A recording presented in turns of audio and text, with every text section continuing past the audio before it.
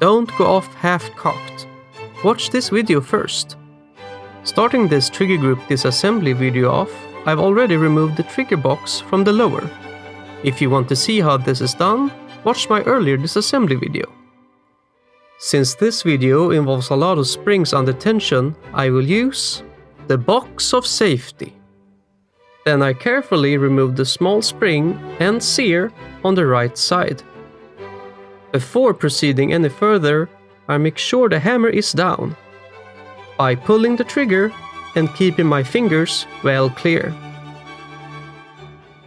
After this, I can punch out the pin holding the auto SEAR and spring in place and remove them.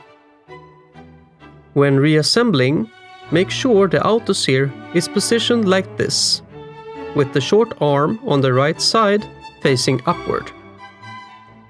The spring's long arm should be pressing on the back of the trigger housing. I punch out the pin holding the hammer in place.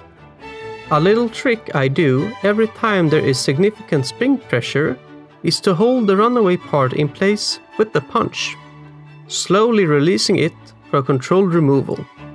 Now the hammer, spring, and brass bushing are free. If necessary, the hammer bearing can be replaced by punching out the small pin holding it in place, but I will leave it be.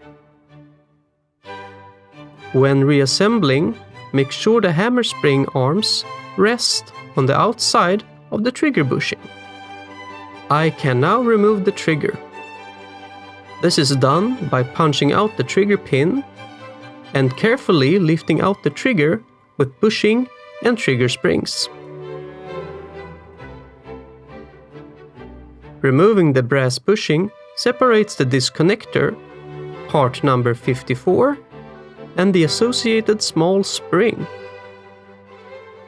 When reassembling, make sure the front trigger spring arms are resting on the housing's front tabs, while the back arms are resting on the trigger tabs. Note that the springs are left and right, as well as front to back specific. If you install the wrong spring, but in the correct orientation, there's a gap between the trigger and spring. When it's the correct spring, but facing the wrong way, it looks like this. The arms barely reach the trigger tabs. When the spring is correctly installed, it looks like this. Time to remove the valve knocker cover. I do so by applying pressure to the protruding end of the valve knocker. Then I remove the two screws on top of the cover plate. I carefully push it upwards while keeping pressure to the protruding end of the valve knocker. With that done, I remove the knocker slowly rearwards.